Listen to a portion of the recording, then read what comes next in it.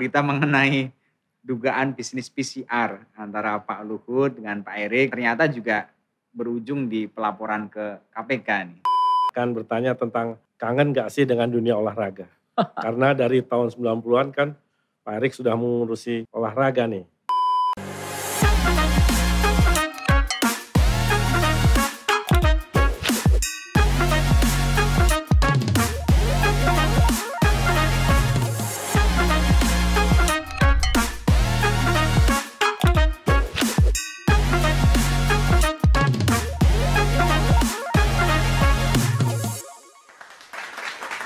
Welcome to Muda Podcast, podcastnya BUMN Muda. Apa kabar Sobat BUMN Muda? Semoga selalu sehat ya. Ada kita di sini, saya Soleh Ayubi dari BUMN Muda bersama rekan saya Mas Kiki Iswara. Halo Sobat BUMN Muda, dalam beberapa menit ke depan kita akan membahas hal-hal penting tentang BUMN bersama aktor utamanya. Sebelum beranjak ke sana, Mas Ayub, Muda Podcast ini didukung oleh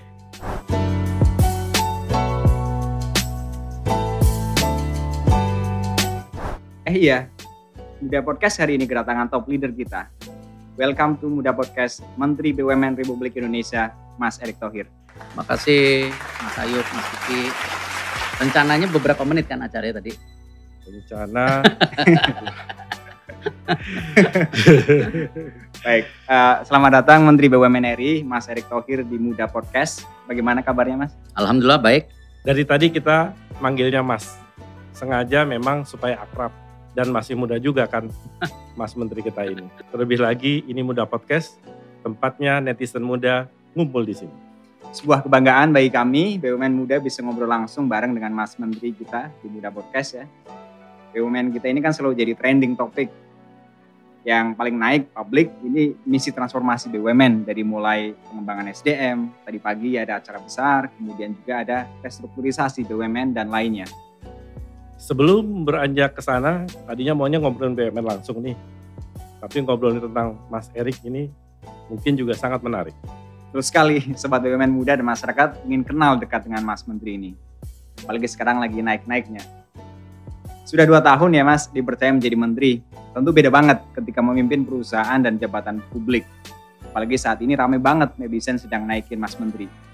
Mas sempat nggak berpikir, nyesel gitu, kok begini ya?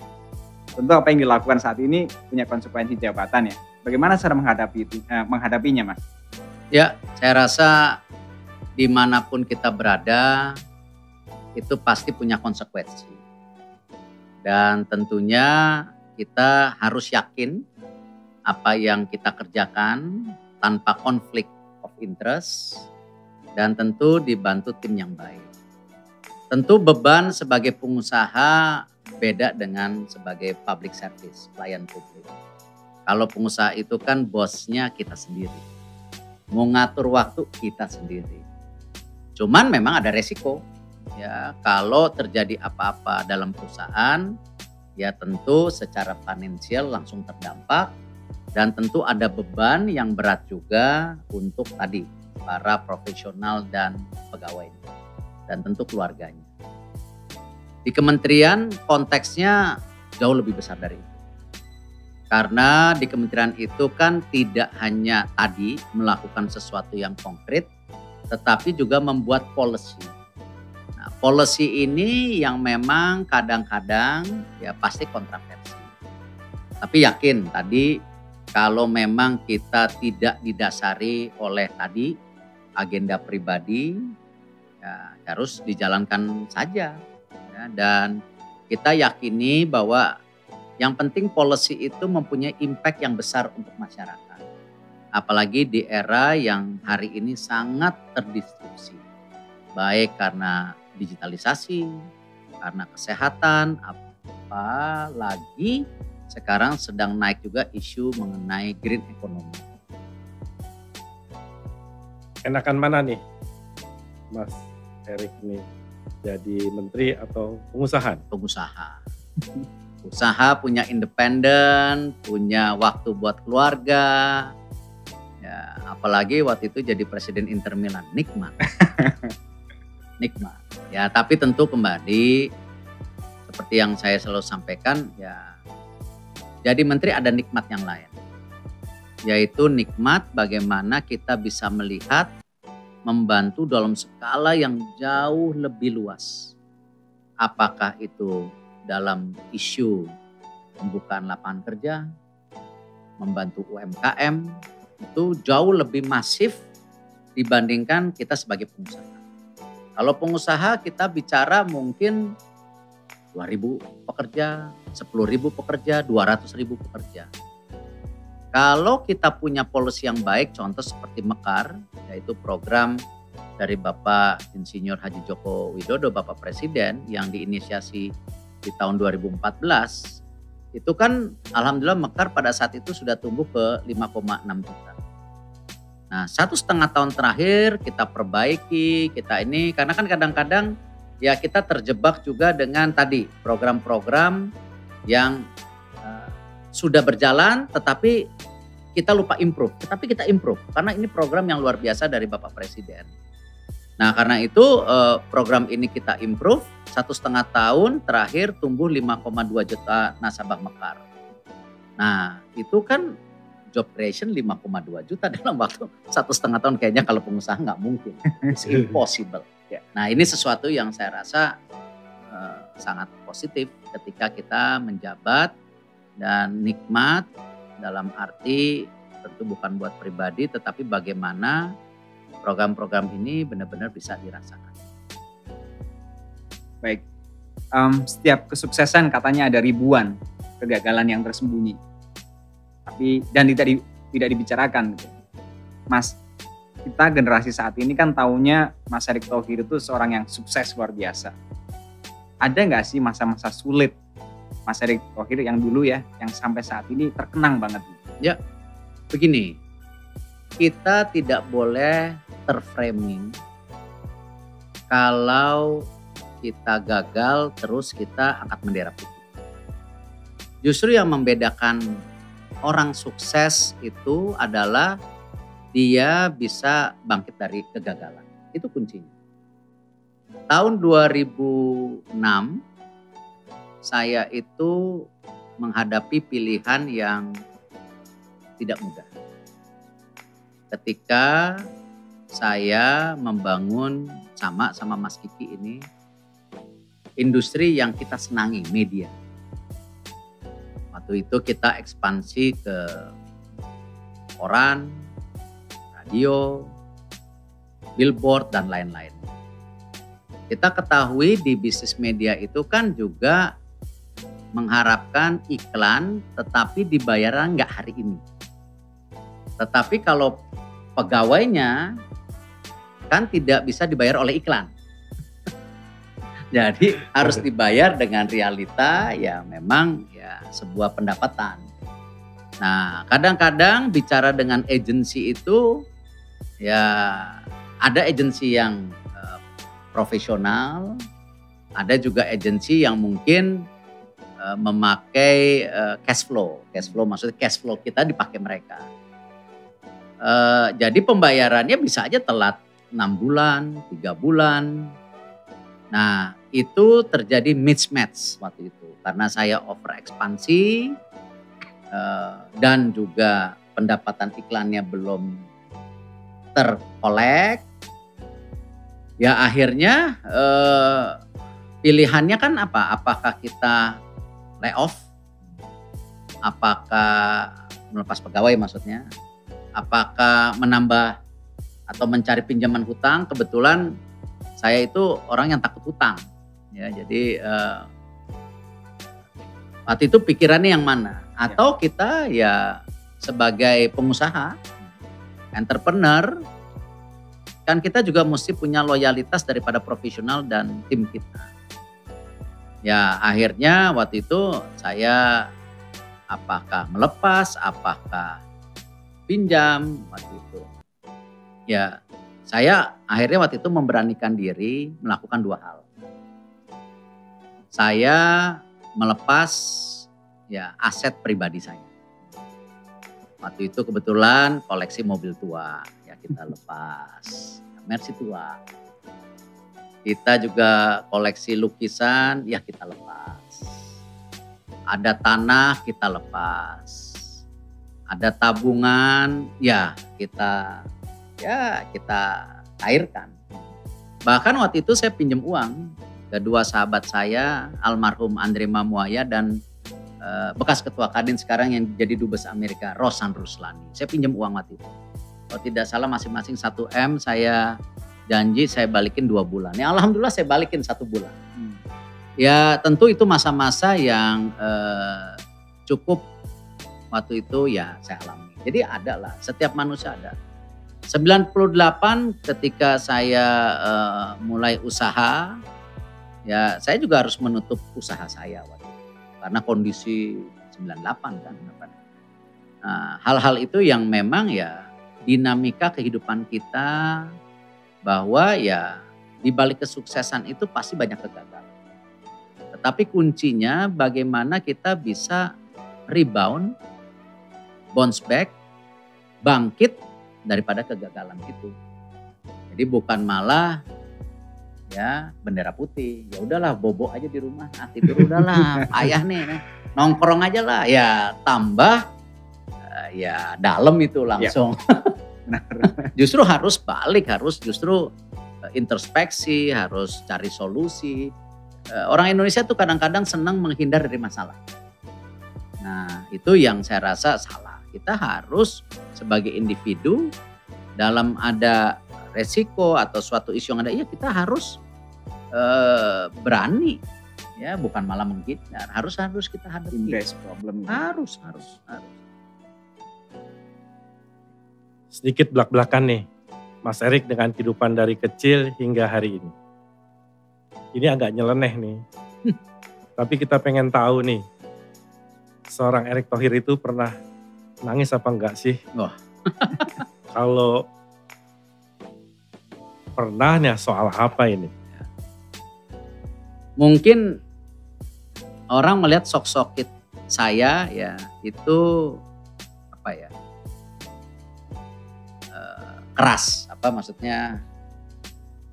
Ya apa nggak tahu, mungkin Ayub gimana ngelihat sosok saya? Saya susah ngebayang. Coba Mas Kiki sama Mas Ayub ngelihat sosok saya gimana? Nggak, saya pengen tahu juga supaya check and balance. Nggak kelihatan, menurut saya figur saya itu kelihatan kan apa ya, tegas, tangguh, keras,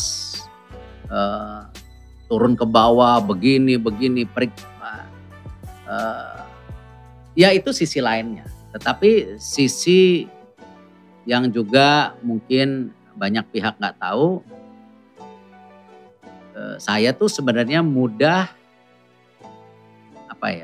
terharu, tersentuh. Ya contoh aja ke yang kemarin ketika saya di acara PLN waktu itu, kita datang ke sebuah panti disabilitas. Ya saya melihat bagaimana ya kita ini ya mesti berterima kasih kepada Allah. Ya kita diberikan ya kesehatan semua.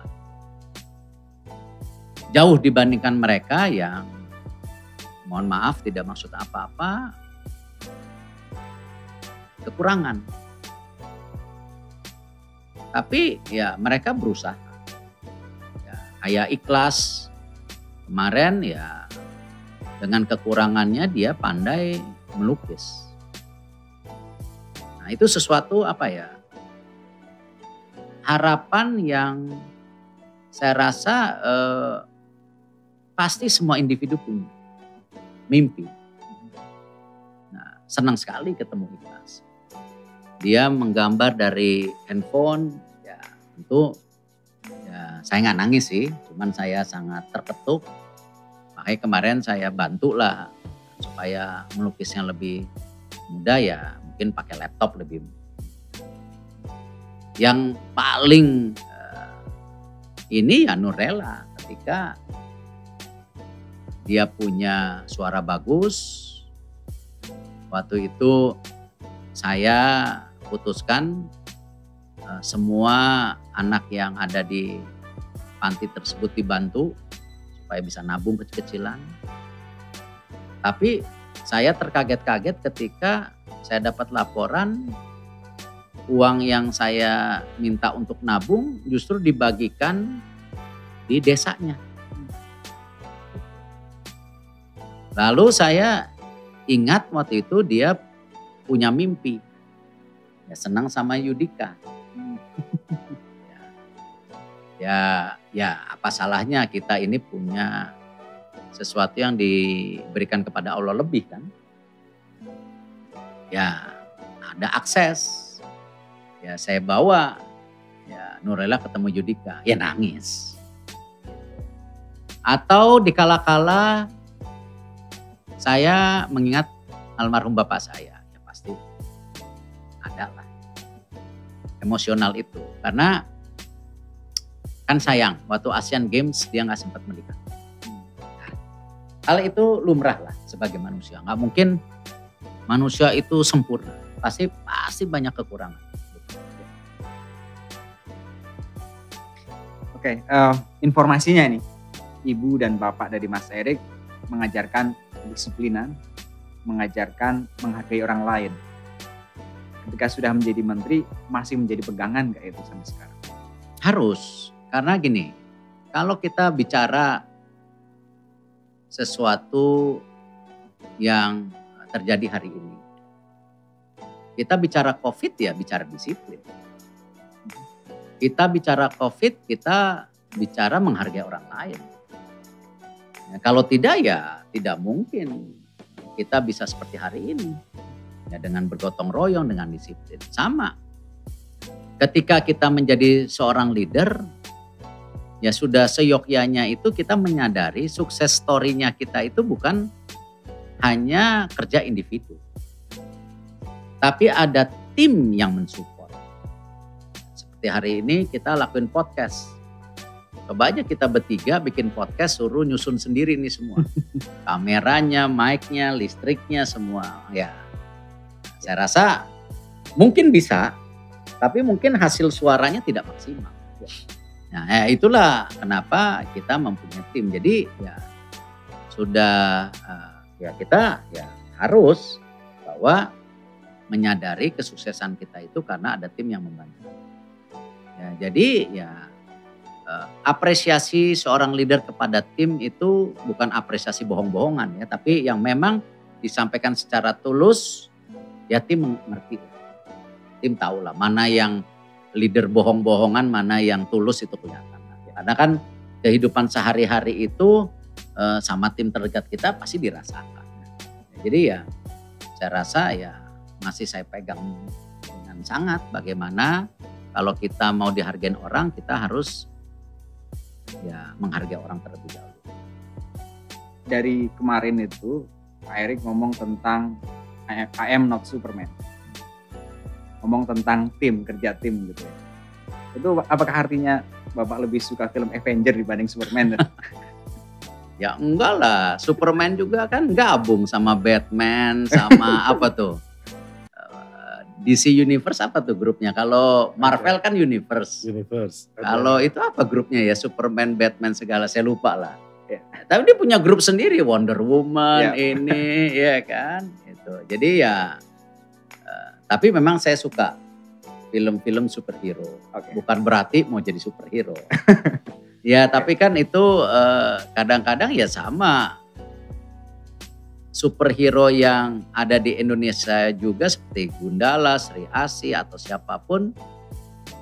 Kan itu dilahirkan karena kegundahan masyarakat merasa diperlakukan tidak adil. Itulah kenapa ya istilah komik atau tulisan itu dilakukan di mana-mana. Nah, makanya penting sekali kebetulan kita yang mempunyai amanah di pemerintahan ataupun mungkin sebagai pimpinan usaha. Ya memang tadi yang selalu saya tekankan ya kita sebagai pimpinan ya harus ambil konsekuensi dan menjaga tadi konflik of interest itu dan tidak mudah. Menjaga interest pribadi itu tidak mudah.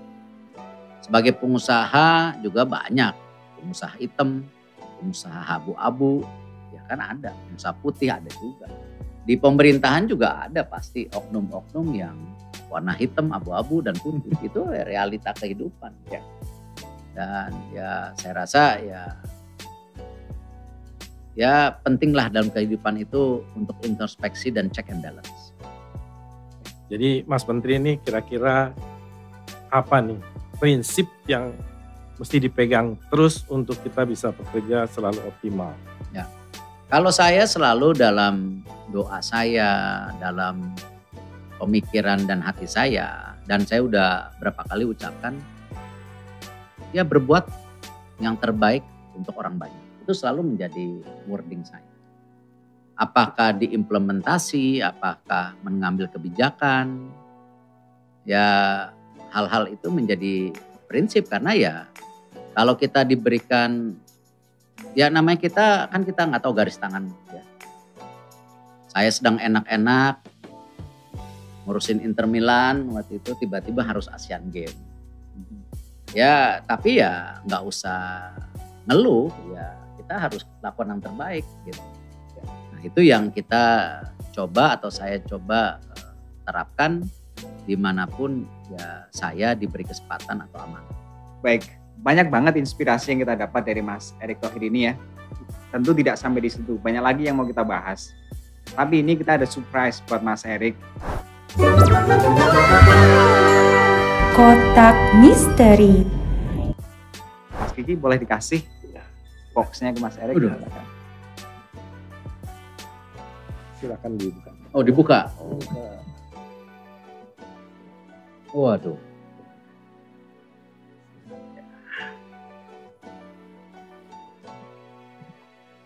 Ini almarhum bapak saya, Haji Muhammad Thohir.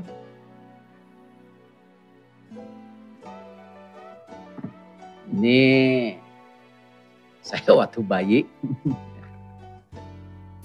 sama bapak saya. Figur yang luar biasa. Ada memori apa dengan gambar tersebut bagi Mas Erick? Siapa sosok yang ada di foto tersebut dan boleh diceritakan?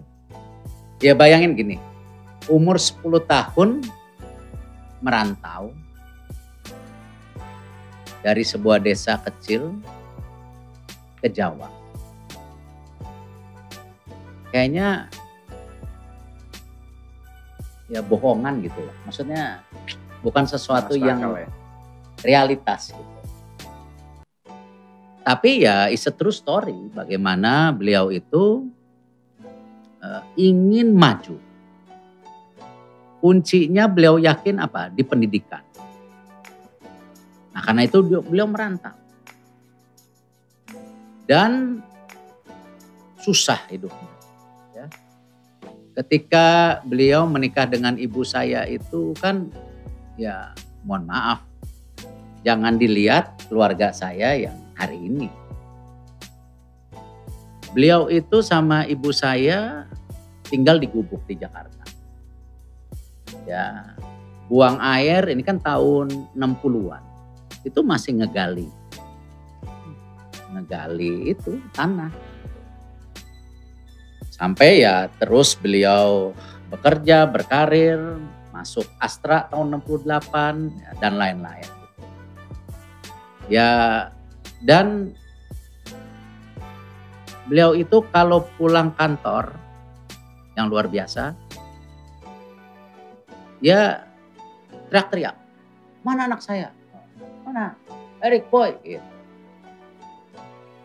Jadi itu ekspresi yang beliau itu bawa, ngerti nggak? Itu apa ya? Bonding, apa ya? Sesuatu yang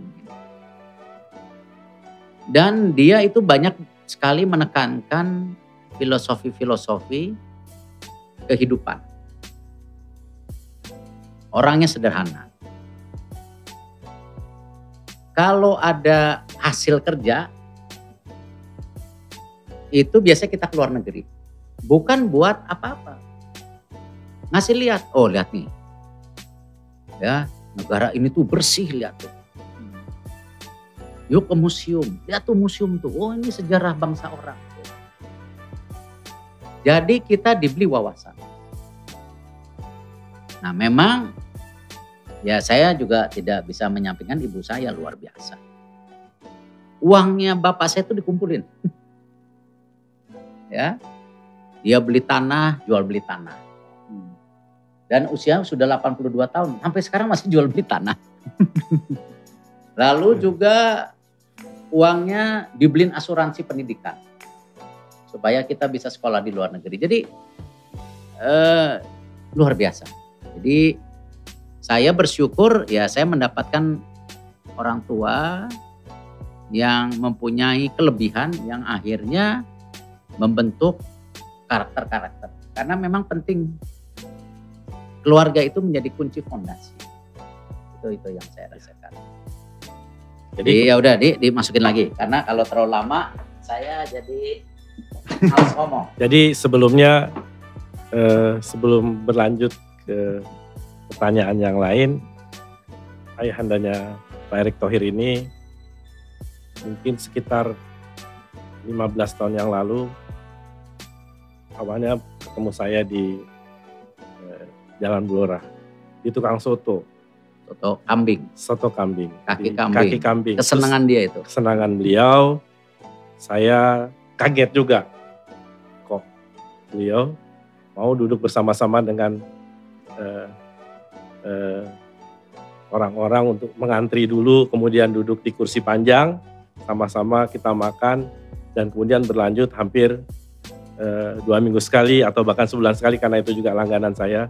Dan beliau tetap tampil sangat sederhana, humble, bercerita, menanyakan keluh kesah orang yang melayani pedagangnya, dan itu luar biasa menurut saya.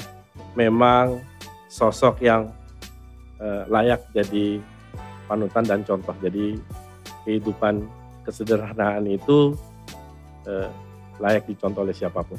Begitu, Pak Erick. Tahun 98 waktu krisis itu kakak saya, Boy, sama saya dipanggil.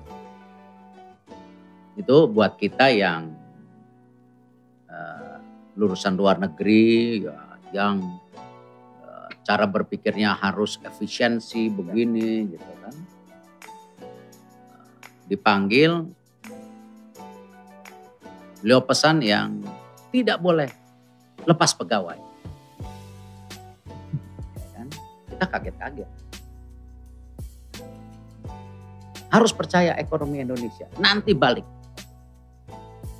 Itu benar. 6 bulan sampai setahun kemudian balik. Jadi ya beliau memang luar biasa. Tadi yang disampaikan punya empati. Iya, empati. Rasa empatinya tinggi sekali. Dan itu ya menurun ke kita-kita. Ya. Karena itu kultur pendidikan penting. Empati, karakter itu diajarkan, Mbak ya. Dibangun, diajarkan dan diteruskan baik ke family members maupun team members. Dan apakah Pak Erick kemudian sekarang ini juga terus selalu mengingatkan para direksi BUMN untuk selalu peka terhadap lingkungan? Apakah itu terus diingatkan Pak Erick ya? Itu yang saya sejak awal kenapa di transformasi BUMN sendiri kan ada 5 poin waktu itu. Menyadari bahwa BUMN ini kekuatan besar tetapi ada public responsibility. Itu jelas di fondasi 1. Yang kedua juga ya harus siap bersaing dan karena itu membangun ekosistem yang benar. Apalagi COVID masuk. Di situ pun saya masukkan isu digitalisasi dan inovasi. Nah, ada juga yang sensitif bisnis proses. Karena ya Mas Ayub juga ngerasain. Ketika waktu itu besar-besarnya COVID, ya kan, bagaimana Bio Farma ditugasin distribusi vaksin, betul? Benar. Sudah distribusi vaksin dengan benar pun disalahin, betul? Ya, dan akhirnya dibangun persepsi yang fitnah-fitnah, ya bahwa Bio Farma ini vaksinnya ditaruh chip, padahal, nah, ingat nggak itu? Benar. Padahal mendistribusi dan waktu itu kita memproses vaksin yang jadi. Ingat ya? Benar. Benar. Dibilang, oh distribusinya nggak bener, padahal sudah pakai sistem. Truknya aja kelihatan datangnya kemana, bawa vaksinnya berapa. Nah, jadi memang itu yang saya bisnis proses. Karena kenapa? Kemarin saya selalu bilang, dalam isu kemanusiaan saat ini kita perlu recovery secepat mungkin. Ya. Tapi kita responsibility. Nah ini yang kadang-kadang pada saat gonjang-ganjing, vaksin susah, APD susah, obat susah, diintervensi sama BUMN pada saat itu. Nanti setelah ya karena suka nggak suka sama pimpinannya, leadershipnya, ya mulai cari-cari persepsi, memframing, wah ini ada korupsi. Ya, padahal konteks hari itu dan saat ini beda. Dan ini ingat loh, situasi COVID ini belum selesai, di banyak negara naik lagi. Gitu.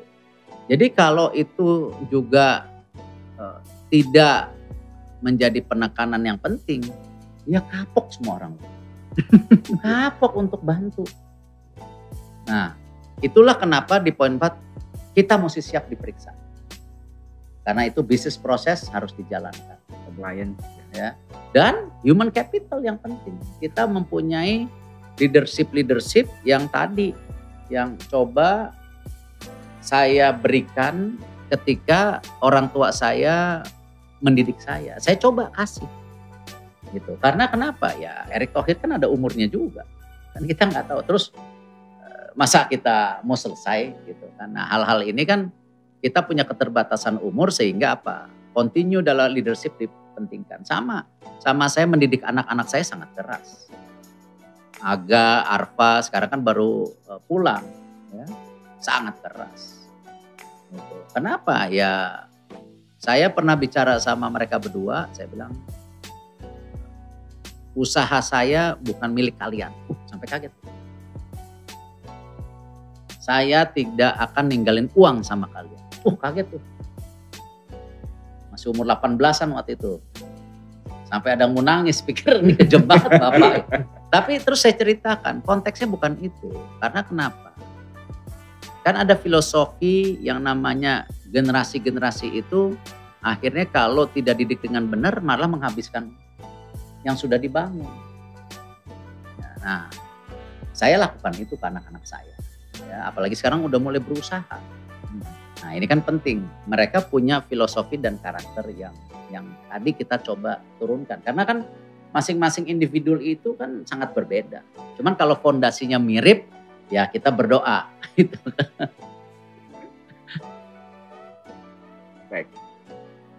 Ya Pak Mas Erick, dari tadi kita sudah membahas kehidupan Mas Erick ya. Keluarga, kemudian orang tua. Nah sekarang kita akan membahas lebih dalam tentang BUMN. BUMN sedang disorot kinerjanya dan tentu kita semua sudah tahu ya bahwa BUMN punya prinsip kerja yang jadi landasan untuk bisa menjadi lebih baik, lebih berkontribusi untuk Indonesia supaya BUMN kita menjadi berdaya saing global. Bisa cerita sedikit sebagai pengantar untuk itu Pak? Ya kan begini, banyak negara yang nggak mau kita maju. Kita bukan anti asing nih, tapi ya itu persaingan ibarat kita lomba lari ya nggak ada yang mau finish nomor 3. Ya maunya nomor 1. Nah, 2045 diprediksi Indonesia sampai 2050, 2045 ranking 7 kalau nggak salah atau bilang ranking 5, 2045 ranking 4. Ya sekarang kita masuk G20. Itu kan kalau lomba lari makin bagus gitu. Ya yang ketinggalan ya pasti sebel. Apalagi ini negara-negara ya banyak yang diawali dulu imperialisme. Dalam arti dia itu negara-negara besar di tahun 1500-1600. Ya dan pernah menjajah kita sebagian.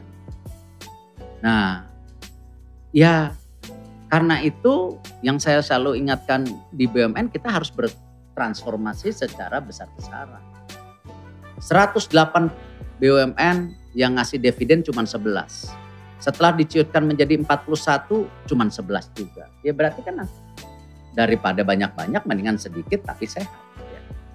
Apalagi kesehatan itu saat disrupsi ini bukan sebuah kesehatan yang pasti terus sehat. Karena bisnis model ini berubah dengan cepat.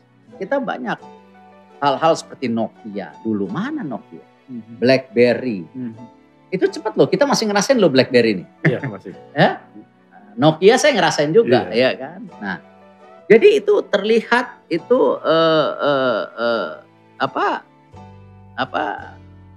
terlihat itu kalau nggak siap dia bubar. Nah sekarang BUMN ini sepertiga kekuatan ekonomi Indonesia. Kalau ini bubar, nah itulah kenapa transformasi kita harus lakukan dari jumlah, dari bisnis model, ya, grouping berdasarkan supply chain, plus leadership supaya kita bisa bersaing. Apalagi kita, ini yang selalu saya tekan, kita punya market dan sumber daya alam yang sangat besar. Jangan sampai market kita, sumber daya alam kita dipakai untuk pertumbuhan bangsa lain. Ya fungsi bangsa kita dulu. Ya, jadi bukannya berarti kita against mereka. Ya misalnya kita harus import seluruh hasil raw material kita. Ya nggak bisa dong. Dia udah jadi negara industri, kita belum. Terus lapangan pekerjaan masa dibuka di mereka, terus kita nggak boleh kerja gitu. Suruh cuma nyakul terus sama tambang, ya nggak fair. Sama juga di hilirisasi daripada ekonomi digital. Ya, apa kita market kita, coba bayangin, main game aja sekarang harus bayar, betul? Ya. Bikin liga e-sport harus bayar. Ya. Gamenya buatan mereka, yang main orang kita semua. Ya. Nah, karena itu kenapa kita juga nggak menjadi intervensi di market, kita tabrak marketnya. Kita jadi penyeimbang, bukan berarti kita musuhin mereka. Ya. Tapi kalau di kompetisi ada keseimbangan, itu kan berarti ada check and balance. Kalau bisnis itu tend to monopoly tanpa ada persaingan, will be very comfortable. Nah, kita nggak mau di situ. Nah, karena itulah transformasi BUMN itu ya saya wajibkan dan tidak mudah. Gitu. Dengan sekarang disrupsi yang besar-besaran, baik di globalisasi, baik digitalisasi ataupun green economy. Jadi kita berkejaran terus. Dan waktunya nggak panjang. Kayak digitalisasi ini 2-5 tahun akan terasa. Ya, dan akhirnya apa? Lapangan pekerjaan hilang, kesempatan berusaha hilang. Nah, itulah kenapa BUMN sebagai salah satu ya kekuatan yang punya sepertiga ekonomi Indonesia untuk hadir, untuk tadi menyeimbangkan. Ya, kita bukannya arogansi terus nggak mau bekerja sama sama swasta.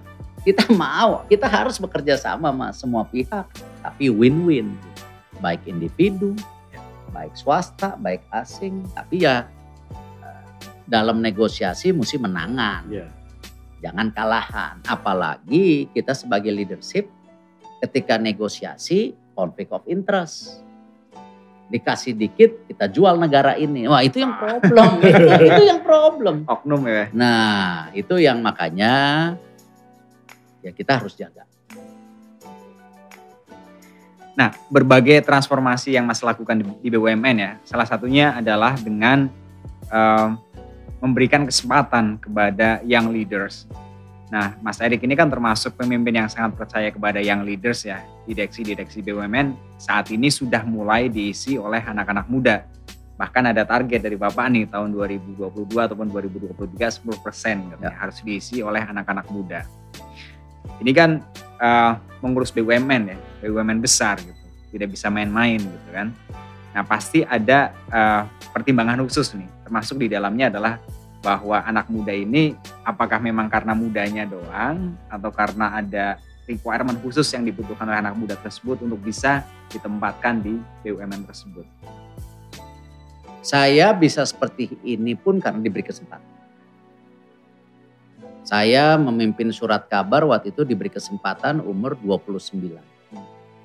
Saya diminta almarhum bapak saya mulai usaha 23. Jadi kesempatan dan keberpihakan itu harus ada. Nah, disitulah terjadi penggojlokan atau istilahnya ya ya ibarat kompetisi itu kan akhirnya menimbulkan leader. Ya. Siapapun leadernya itu yang dilakukan. Tapi tentu dalam pemilihannya itu pasti mesti ada kompetensi, kita lihat. Bukan asal muda atau asal leadership perempuan, enggak. Kan kita punya talent pool, kita juga punya networking yang kita dengar kanan kiri. Nah, jadi kita lakukan. Dan saya yakin anak muda itu ya memang sejak dulu banyak melakukan perubahan. Di Indonesia sendiri dari tahun 1928 sebelum tahun 1945 kemerdekaan kita, dia sudah mendeklarasi kita itu satu, Sumpah Pemuda. Ya, founding father kita Bapak Presiden Soekarno selalu bicara, berikan saya anak muda untuk mengguncang dunia. Nah, sama. BUMN dengan leadership muda mengguncang dunia. Nah, kan bagus gitu loh. Tapi tentu dengan konteks-konteks yang bukan hanya mimpi. Ya. Harus konkret dan jelas. Ya kan? Nah, hal-hal seperti ini ya kita coba lakukan yang sebaik-baiknya. Baik. Nah, dari banyak restrukturisasi tadi ya, ada nggak sih perusahaan-perusahaan BUMN yang rumit banget gitu, jelimet banget untuk bisa direstrukturisasi itu? Kompleks kalau BUMN ini, makanya kita harus downsizing dengan cara yang memang sudah tidak operasi tahun 2008 ya kita tutup. Dengan yang bisnis modelnya mirip-mirip, kita dengan supply chain kita mergerin, kita gabungin. Ya tidak mungkin juga proses daripada merger ini nutup ini bertahun-tahun, bayangin. Ya ada tahun 2008 nggak bisa ditutup. Tahun mau merger aja perlu waktu 1 tahun lebih, kan nggak bisa. Sekarang digitalisasi, orang ngelihat besok bulan depan udah berubah, ya bayangkan digital media ini cepat sekali. Nah terus kita gimana? Jadi kompleksiti birokrasi itu yang harus diperbaiki. Dan tentu di BUMN sendiri ya kompleksiti daripada kesalahan-kesalahan masa lalu ya kita tidak menyalahi siapa-siapa, tapi jangan diulangin lagi, harus kita perbaiki. Supaya tadi kita bertanggung jawab dan sangat berdosa sekali kalau tadi sepertiga kekuatan ekonomi kita jebol. Dan kita nggak siap kalau itu terjadi. Nah itulah kenapa kita lakukan restrukturisasi, ya perbaikan bisnis model. Ya. Bayangkan kita negara punya laut, punya lahan yang subur, matahari, air berlimpah. Hidupnya impor terus. Makan tempe, impor. Daging, impor. Ya, bukan terus kita bilang anti impor. Tapi harus dong ada roadmap supaya kita ngurangin impor gitu loh.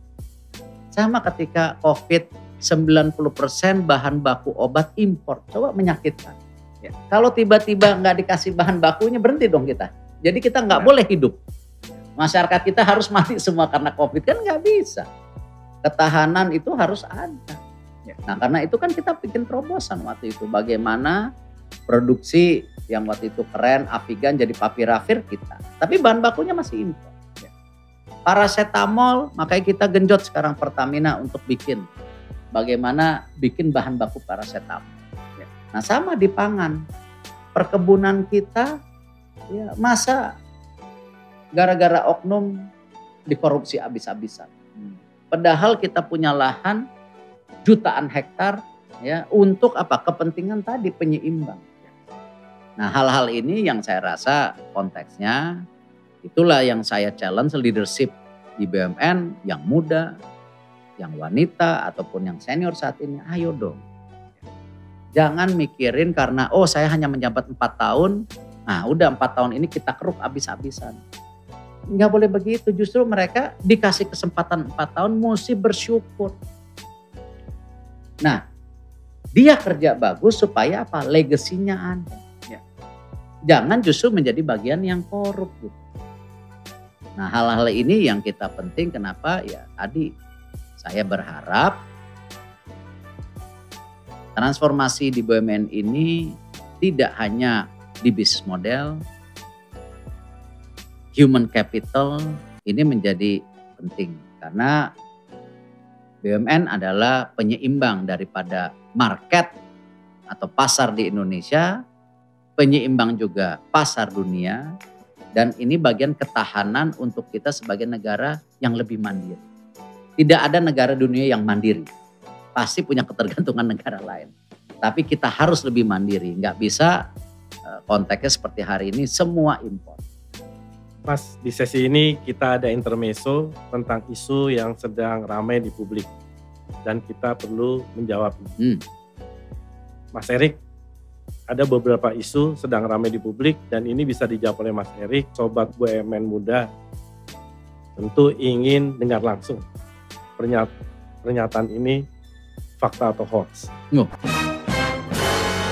Fakta atau hoax? Yang pertama itu adalah berita mengenai dugaan bisnis PCR antara Pak Luhut dengan Pak Erik yang ternyata juga berujung di pelaporan ke KPK nih.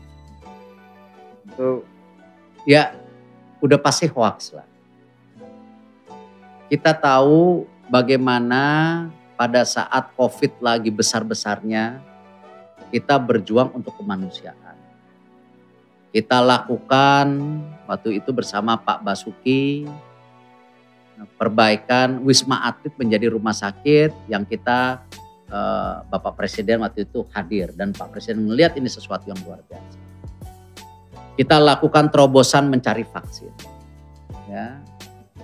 Waktu saat mencari vaksin ada yang hari ini jadi game changer dituduh.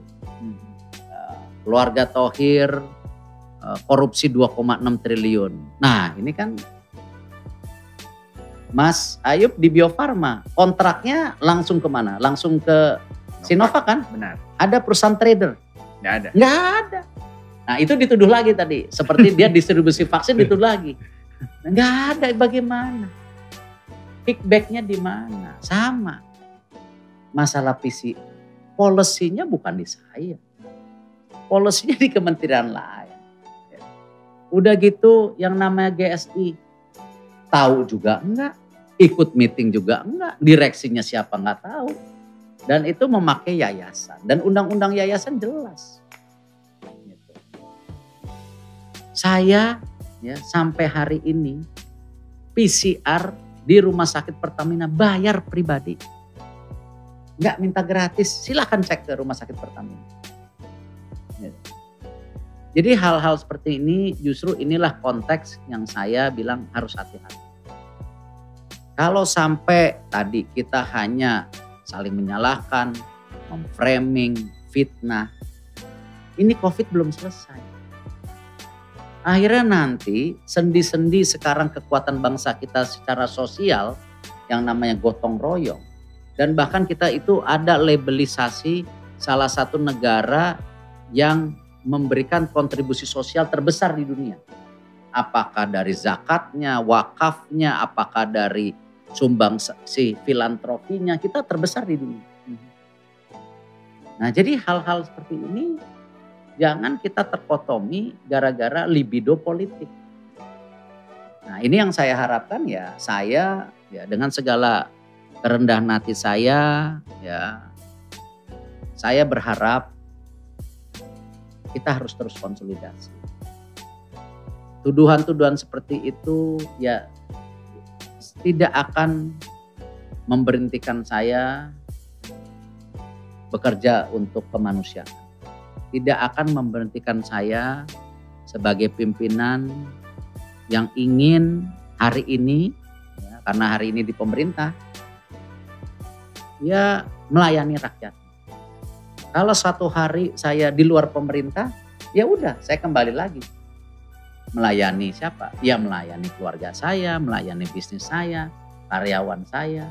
Atau seperti waktu Asian Games ya saya melayani daripada bagaimana negara kita bisa tampil baik. Jadi saya tidak akan ya mundur atau apa gara-gara itu. Saya lakukan justru ini yang terbaik. Tapi itulah resiko pejabat publik. Iya. Itu resiko juga kerja di Bio Farma. Nggak nyesel kan? Enggak, Pak. Nggak nyesel datang ke Indonesia dari United Healthcare, kan udah enak di sana. Di Amerika hidup nikmat, ya. Public transportasi bagus, bener? Nyesel nggak? Enggak, Pak. Oh enggak, alhamdulillah. I have no regret, Pak. Oke, terima Karena kasih. impact Terima yang kasih, kita terima berikan. Oke, berarti hoax ya Pak. Kalau gitu saya akan bertanya tentang hal yang dulu pernah dijalani oleh Mas Erik. Kangen gak sih dengan dunia olahraga? Karena dari tahun 90-an kan Pak Erik sudah mengurusi olahraga nih. Dan sekarang sangat fokus Mas Erik ke jabatan menteri. Ya karena nampaknya sisi olahraga seorang Mas Erik mulai berkurang. Bagaimana nih perasaan dan di olahraga kan semangat terus terdorong, dan sekarang ini bagaimana nih? Ya, saya dari kecil kan memang senang olahraga. Walaupun tingginya tidak tinggi, lucu, senangnya basket. Yang olahraga orang tinggi. Tetapi ya memang di olahraga, terutama olahraga tim yang saya sukai, apakah bola, apakah basket, itu kan benar-benar teamwork. Satu dan lainnya itu saling mendukung. Tidak mungkin kita punya Cristiano Ronaldo di depan, ya, tetapi tidak punya back yang bagus. Nah, tidak mungkin kita punya Lionel Messi, tapi kipernya nggak bagus. Mau Cristiano Ronaldo sama Messi ngegolin 5 kali, terus yang musuhnya ngegolin 6 kali ya kalah juga gitu. Jadi itu kan sesuatu yang memang di olahraga itu diajarkan, terutama yang olahraga tim, bagaimana kita bekerja sama saling mendukung. Dan olahraga itu juga mendidik saya fighting spirit. Karena di dalam olahraga itu ya sebelum belnya bunyi atau gamenya berhenti, dia belum selesai. Nah itu yang kenapa olahraga seperti sepak bola itu drama. Ya, Champions League kemarin, Manchester United lawan siapa ya?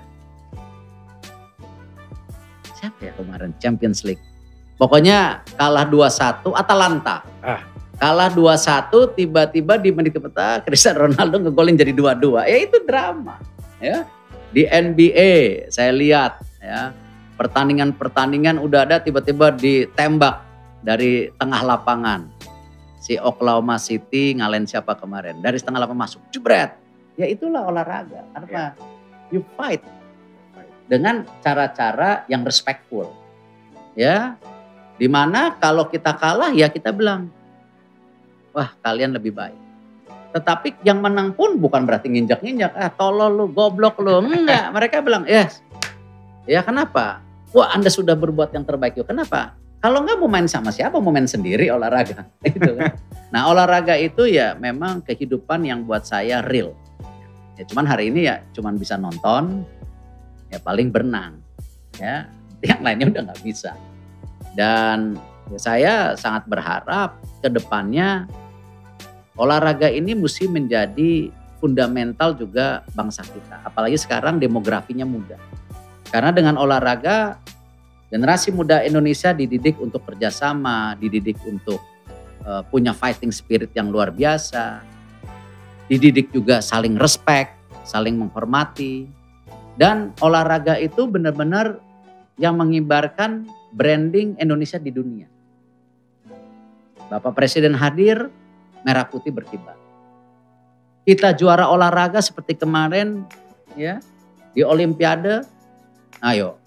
Itu saya nangis lagi tuh. Jadi is human. Nah jadi ya saya berharap memang ke depan ya kita harus serius membina olahraga kita. Karena ini bonus demografi. Juga branding kita sebagai nation juga harus bisa dikibarkan dengan olahraga. Dan juga ya industri kreatif kita. Kalau Korea bisa bikin pop culture, masa Indonesia nggak bisa? Bisa.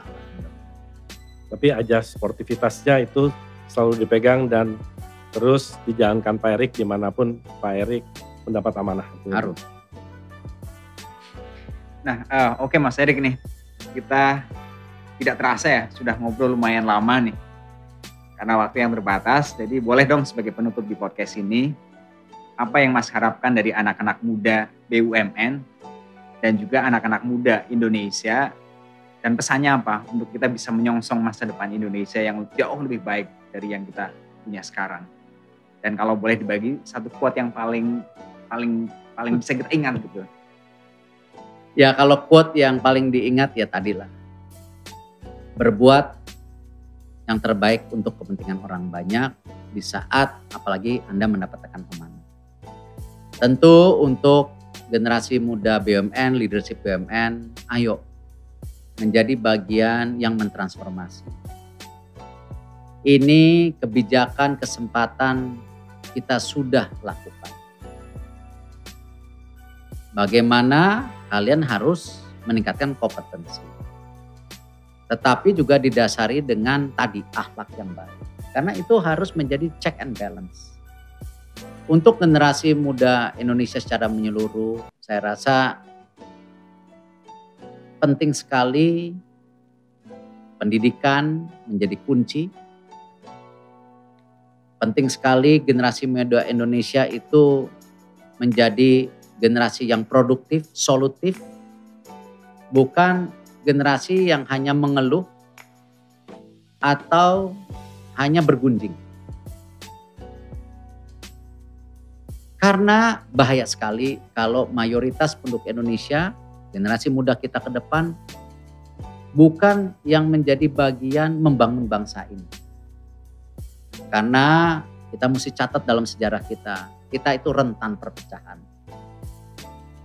Kita dijajah ratusan tahun oleh sebuah perusahaan.